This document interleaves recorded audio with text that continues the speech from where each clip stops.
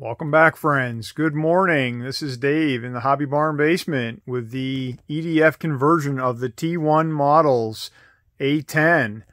In continuation, in part 4, I am now completing the rudders. I'm going to give you a quick look at the instructions for the rudder. What you're going to see, once again, is they provided L brackets in these directions.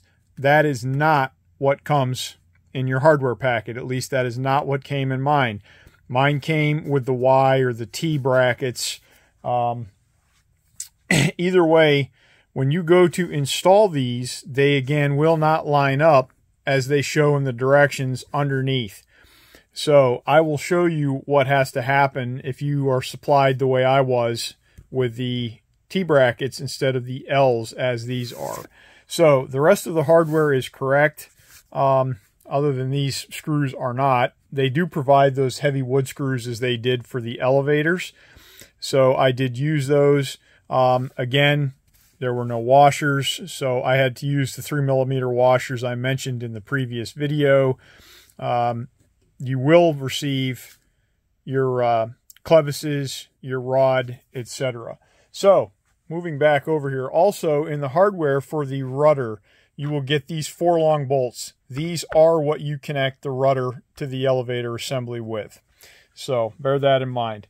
Now, your final assembly will ultimately look like this. I will, at some point after this video, I will add a carbon rod to this. I just have not done it, but for the purposes of this video, that will get done. I had to finalize and make sure everything was working and centered and correct before I did that. And now that it's finished, I'll go back and add that. Now, as you can see in the video, there's your T bracket. It will have to go on the top of the servo. And once again, it will not fit underneath the mount. It has to go on top. The holes for this, though, were pre-drilled and they were correct. So apparently they account for the fact that they're giving you different mounts. The other thing that you're going to have to do is in the mount itself, I had to sand off the bottom corners in order for the servo to fit down in. Now, once again, this is a standard size servo, so you'll see that there you go. That's a better look at it, where it had to be rounded off to fit down in.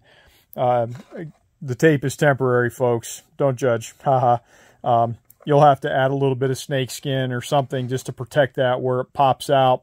And then, of course, your wires will get tucked in. This assembly was actually really straightforward. It didn't take a lot of time, so I'm not going to spend a lot of time on it. The only other piece, once it's finished, make sure that you have enough room for your connector for your light piece and your servo piece to go into the end of the elevator. You don't want it to stick back into the moving section of your rudder. So ultimately, be mindful of that. Also, will get replaced. This is a stock servo head. This will get replaced with a metal servo arm. The 1-inch arms that I have are way too long for this, folks. You're going to need a much shorter servo arm to go in here. And the reason is your cover, which fits over here, rubs.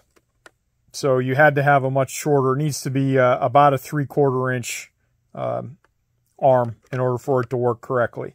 So that's just about it. When you're all done, of course, and everything is functional and you have your rudder screwed on, then this just gets glued on. So you will need to probably trim the back of this for clearance. But other than that, that's it, folks. I'm not going to spend much more time on this. Everybody have a great day. If you have any questions, throw them down in the comments section. And once again, this is Dave from the Hobby Barn Basement. Have a great day.